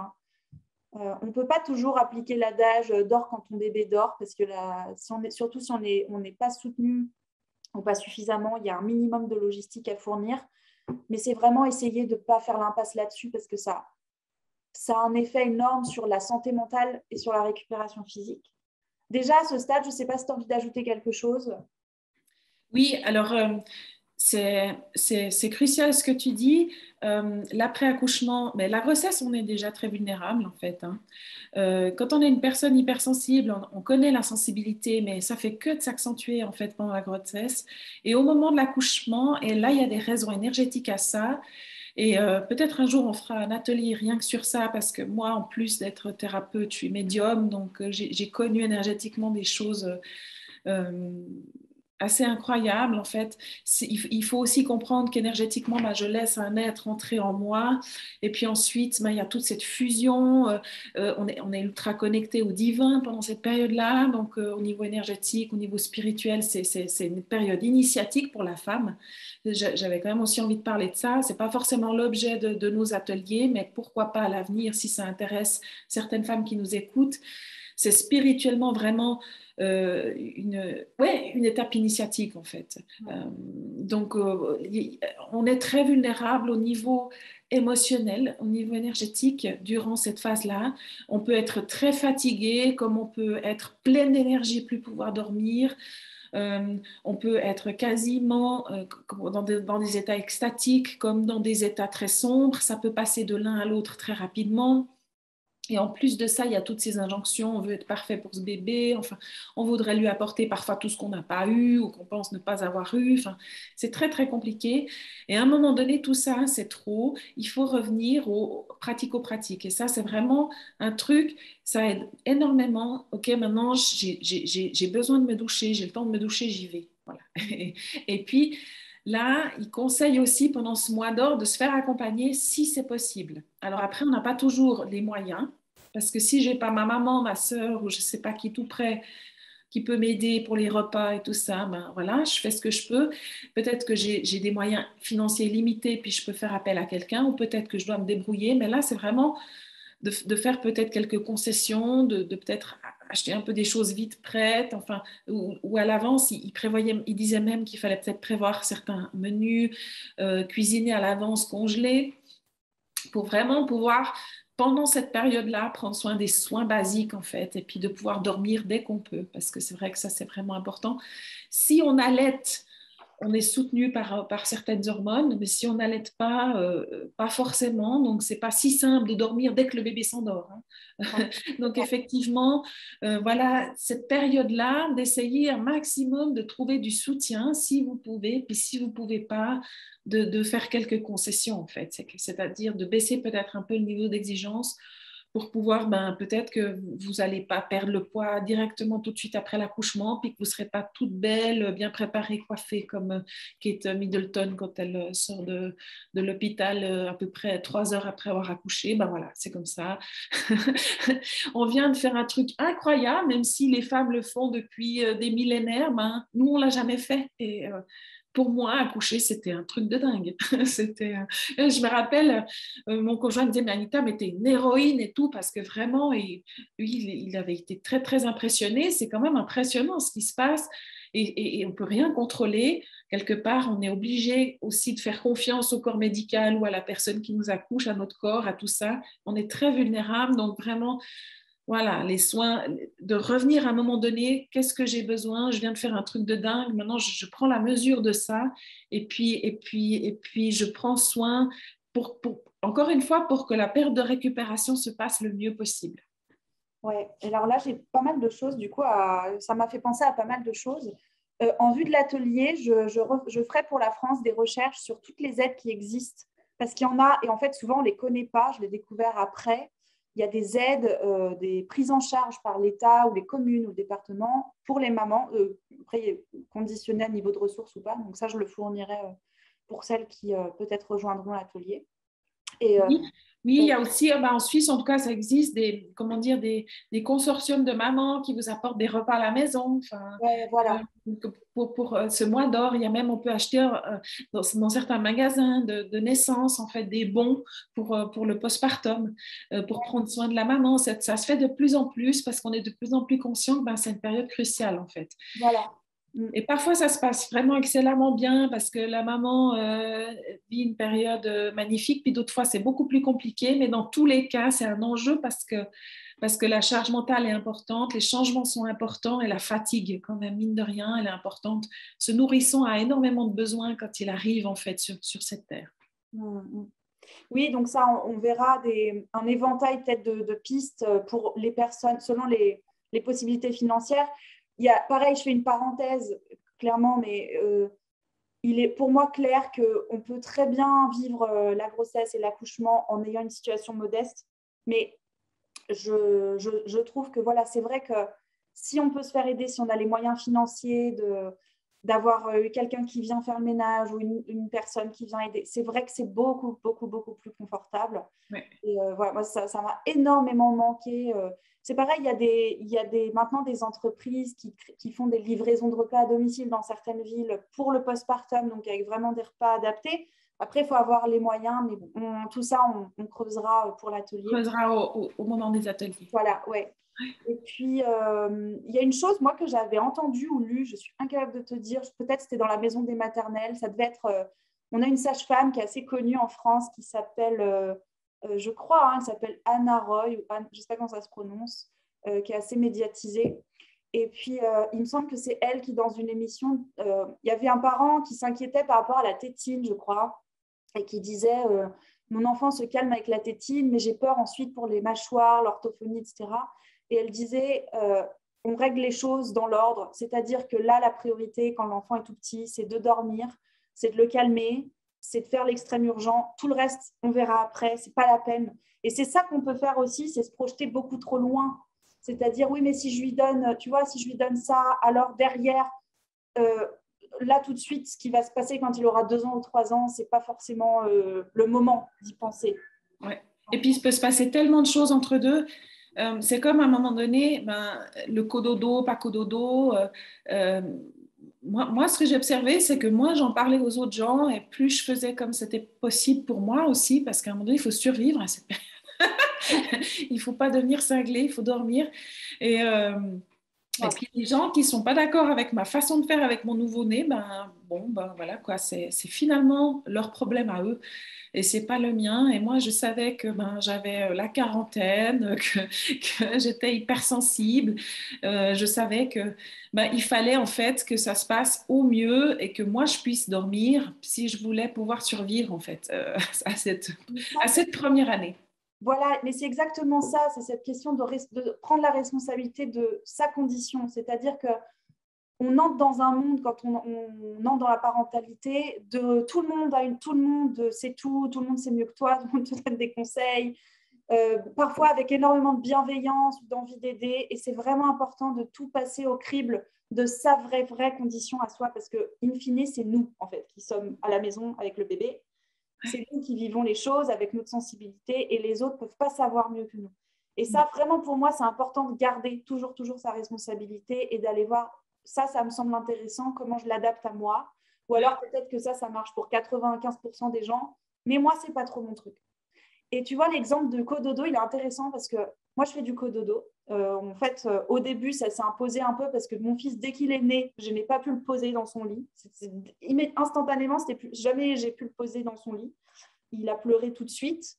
Même si j'allais prendre ma douche ou quoi, il hurlait dans le berceau. Il était bien que dans mes bras, déjà dès sa naissance. Et donc, le cododo s'est imposé parce que j'allaite aussi. Et puis, moi, si je ne dors pas avec lui, je ne dors pas parce qu'en fait, il se réveille souvent et si je dois aller lui donner du lait dans sa chambre, c'est mort.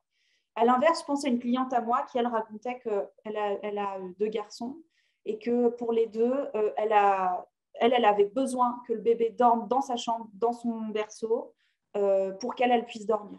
Et elle est hautement sensible. Hein. Et donc ça aussi, c'est un truc vraiment, on ne peut pas savoir. Ce n'est pas parce que moi, j'ai besoin de cododo et d'allaitement que c'est bon pour la voisine. C'est hyper important, même si on est hautement sensible. Exactement, c'est hyper important. C'est exactement ça. Puis de ne pas essayer de se projeter trop loin parce que moi, j'ai fait le cododo un peu pour les mêmes raisons. J'allaitais et puis mon bébé, au début, il ne pouvait pas rester tout seul. Déjà, encore maintenant, il demande beaucoup d'attention. C'est un enfant hautement sensible, on le sait déjà, hein, on a remarqué. Il demande plus d'attention. Et puis, je me dis, oh là là, en fait, je me disais, j'espère que... Mais je veux dire, à 18 ans, il ne dormira plus avec vous. Un jour ou l'autre, tous les enfants grandissent, tout ça finira par passer, on se calme, un problème après l'autre.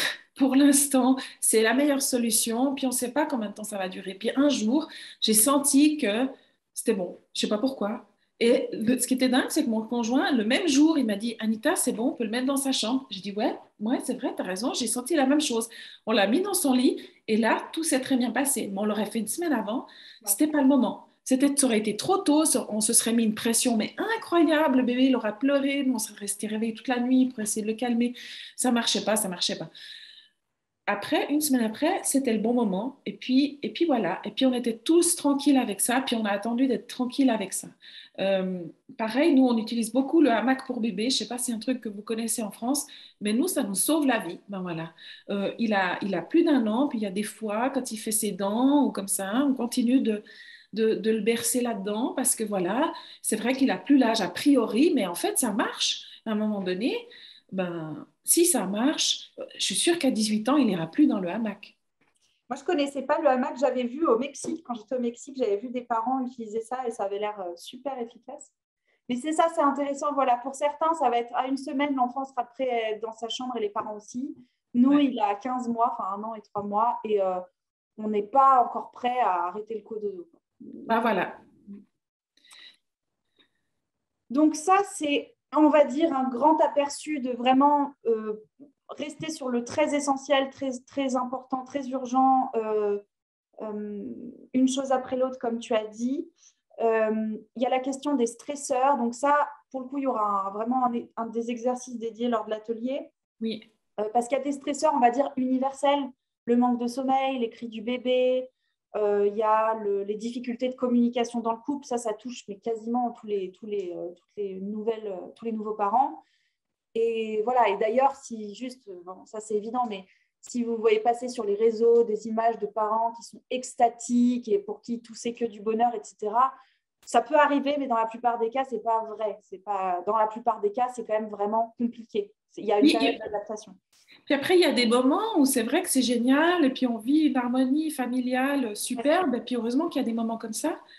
Et Ouais, puis il y a d'autres moments, si ça arrive en pleine nuit, à 3 heures du matin, qu'on est les deux fatigués, ben voilà, il y a des moments plus compliqués. Puis en fait, c'est vrai que c'est dans tous les couples, c'est pas parce que moi je suis vraiment nulle en communication, c'est compliqué pour ouais. tout le monde. Et je trouve ouais, ça soulage, mais on va quand même dans l'atelier ben, parler de certains outils parce que ben, à partir du moment où c'est compliqué pour tout le monde, et en particulier pour des personnes hautement sensibles qui vont justement avoir tendance à avoir beaucoup de charge mentale, puis on veut les deux faire le mieux pour l'enfant, puis à 3 heures du matin, on a l'impression absolument qu'il faut absolument faire ça, puis l'autre veut absolument faire ça, puis c'est un enjeu phénoménal parce qu'à 3 heures du matin, on perd tout discernement. Ouais.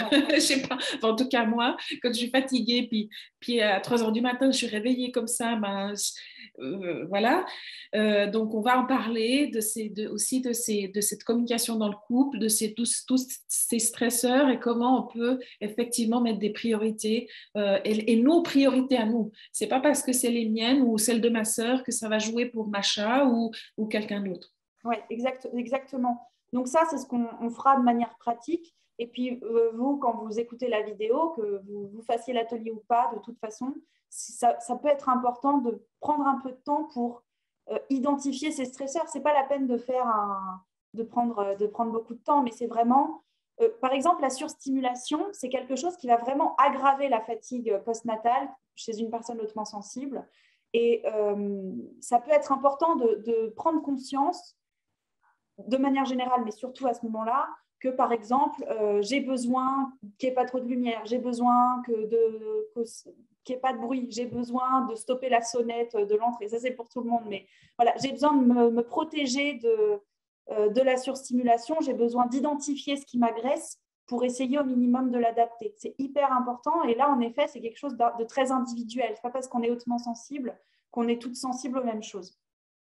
Et puis, ce que tu dis, c'est très juste, c'est que même quand on est un expert de la communication, même quand on bosse là-dedans, même quand on veut être super zen, même quand on a fait un tas de trucs pour se préparer, il y a toujours un moment où, de toute façon, quand on ne dort pas, quand on n'en peut plus, quand le bébé hurle et que personne ne sait quoi faire, il y a un moment où ça part en vrille et voilà, c'est normal et où on ne se parle pas comme il faut et où on pète un plomb. Et je voudrais bien entendre l'exemple d'une seule famille dans laquelle ce n'est pas arrivé. Je veux dire, c'est comme tu disais, ça n'a rien à voir avec un échec où j'ai pas été assez bien. C'est juste le système nerveux n'en peut plus. Et puis voilà, il y a plus de. On ne peut pas prendre de recul dans certaines situations, c'est normal. Oui, et puis j'ai envie de dire, moi je parle toujours de la double flèche. La première flèche, il y a l'épreuve que je suis en train de vivre. Puis la deuxième, c'est celle que je m'inflige moi-même avec toute mon autoflagellation, ma culpabilisation, mon stress interne, voilà, mon manque de bienveillance pour moi-même. Et ça, c'est la deuxième flèche sur laquelle vraiment on peut apprendre à juguler en fait. Ouais, exactement. Ouais. Et puis, là, pareil, on va dire le dernier point. Donc, on verra aussi comment concrètement fixer ses priorités, ses vraies priorités à soi. Par exemple, je dis des bêtises, mais par exemple, tu parlais tout à l'heure souvent de l'envie qui vient de l'injonction extérieure de tout faire parfaitement. Et ça, c'est souvent. Moi, je me souviens quand j'avais accouché, je parle des réseaux parce que je les utilise, mais je suivais des mamans, et puis il y en a une qui avait accouché aussi il n'y a pas longtemps, puis 2 jours après la maternité, elle était toute menue et toute habillée, toute pimpante, toute jolie, et puis elle disait en gros, l'avantage d'accoucher sans péridurale, c'est qu'on récupère super vite. Et j'avais ressenti presque une espèce de haine à ce moment-là, du fond de ma... Moi, j'étais complètement au bout de ma vie, et je me disais, mais c'est pas possible, comment... Et qu'est-ce que je veux dire? Oui, c'est pas la peine de jouer ce jeu-là, en fait. C'est pas la peine de faire... c'est pas la peine de s'infliger ça. On n'est pas censé être toute pimpante quand on vient d'accoucher, en fait. Et si quelqu'un fait croire, si les gens font croire qu'ils attendent ça, c'est vraiment... c'est pas juste. C'est pas juste, en fait. Ouais. Voilà. On a le droit de se pomponner si ça fait plaisir, mais je veux dire, c'est pas humain d'attendre ça des mamans. C'est normal d'être complètement paumée. C'est normal de... Moi, je sais pas, il y a eu une personne qui parlait de la première douche sur Instagram aussi et qui a lancé un hashtag là-dessus. Moi, ma première douche, ça devait être 4 jours après l'accouchement. C'était une catastrophe. Je veux dire, c'est pas... On ne peut pas demander de nous de se comporter comme si c'était rien passé. Oui, oui, c'est ça. Ouais, ça, je suis d'accord. Je suis tout à fait d'accord, Macha. Bienveillance pour soi-même. Et c'est tellement difficile pour nous, les personnes hautement sensibles. Je pense que si avant on n'y était pas arrivé, là, c'est le dernier moment pour apprendre. Ouais, c'est clair. Mais il y a en fait un moment où je crois qu'on n'a plus de choix. Ouais. C'est un peu ça. C'est que, tu vois, malgré tout le travail que je faisais sur moi, puis un des piliers de mon accompagnement, c'est vraiment d'aider les autres à être bienveillantes, à ne pas se juger, à s'écouter. Et je me suis rendu compte que j'avais vraiment, vraiment beaucoup de marge de progression, en fait. Ouais. C'est-à-dire que j'avais trouvé des repères avant, mais alors avec la naissance, tout a éclaté, j'ai dû tout reprendre à zéro. Et je me suis rendu compte que j'étais très, très loin d'être assez bienveillante. Ouais. Et donc, du coup, juste pour finir là-dessus, puis après, si tu veux compléter, on parlera aussi vraiment de l'équilibre global et de la santé mentale de la maman. On parlera un peu allaitement, de la dépression, comme je disais, postpartum, du burn-out parental peut-être, enfin, de tout ce qui peut, comment dire, de tout ce qui peut être compliqué après, parce qu'il n'y a pas que les cris du bébé, il peut y avoir beaucoup en termes hormonaux, mais pas que, il peut y avoir des choses très compliquées. Ouais. Moi, je me souviens que quand j'ai accouché, par exemple, toi, tu disais que tu étais dans un état extatique souvent. Après, j'ai bien compris. Hein, Enfin, moi, en tout cas, ouais, j'avais trop d'énergie à tel point que je dormais plus, en fait, parce que tellement j'étais pleine d'énergie. Ouais. Je ne sais pas si c'est parce que moi, je n'ai pas accouché par voie basse, peut-être ça joue, mais j'ai eu l'impression littéralement pendant les 3 jours, au moins, mais plus encore, qu'on suivit mon accouchement, d'être connectée avec toute la douleur du monde.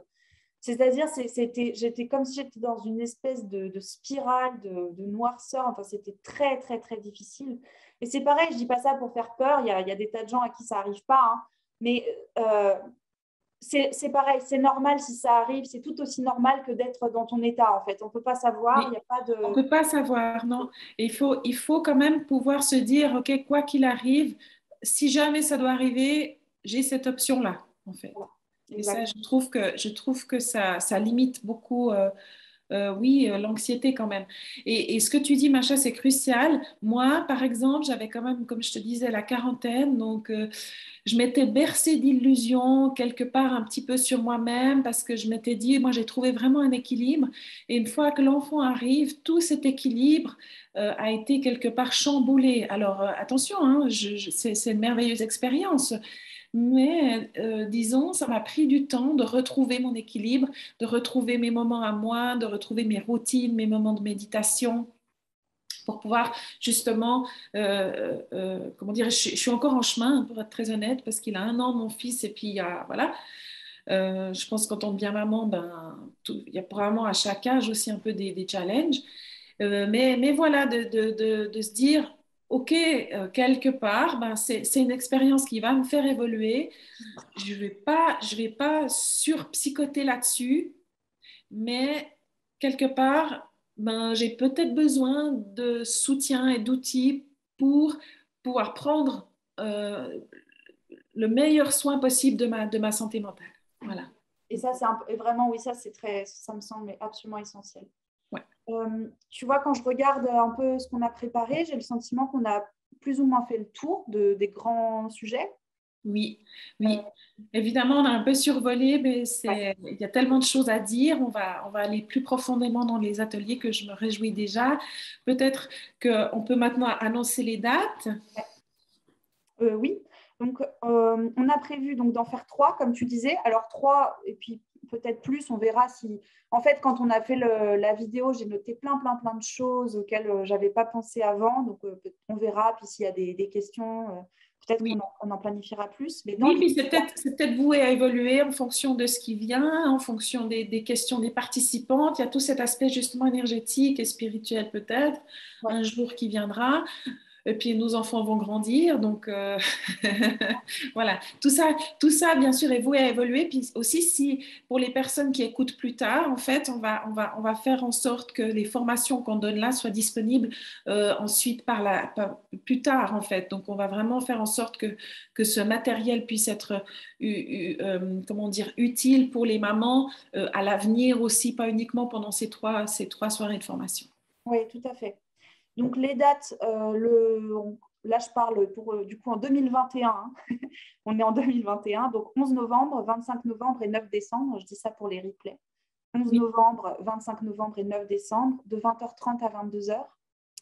Ce sont des jeudis, en fait, à chaque fois. Donc, on mettra l'inscription, en description, on le notera, et puis peut-être sur la vidéo au montage. Pour les infos pratiques, on mettra un lien avec toutes les explications, les thèmes, la tarification, etc. Et puis, je me disais que peut-être ça pourrait être intéressant de vous proposer un questionnaire court si vous désirez rejoindre la formation, les ateliers, pour que vous puissiez nous faire part de ce qui vous préoccupe et qu'on puisse aussi adapter. Mais j'y ai pensé en cours de route là. Oui, tout à fait. Ça, on va ce sera optionnel, hein, mais si toutefois il y a vraiment des points qu'on n'a pas mentionnés et que vous auriez besoin d'évoquer, alors voilà, faites-nous en part. Voilà. Est-ce que j'ai tout dit? Je pense que oui, Macha, on a tout dit et de toute façon, on restera disponible pour toute question, pour savoir avant l'inscription ou par la suite pour les personnes qui souhaitent avoir accès à ces modules de formation en replay. Ouais, super. Eh bien, écoute, je pense que tout est dit. C'était très intéressant et j'ai vraiment hâte de passer ces 3 ateliers avec toi et puis les participantes en tout cas. Oui, moi aussi. Merci beaucoup, Macha, pour avoir accepté le défi. Écoute, avec plaisir. Moi, j'aurais adoré en fait avoir des ateliers comme ça. Ouais. Et puis voilà, donc je trouve que c'est un beau projet. Ouais. Eh bien, à bientôt, Anita. Et puis, avec grand plaisir. Et puis, tout le meilleur. On espère que cette vidéo aura déjà pu être utile. On vous embrasse très fort. Prenez bien soin de vous.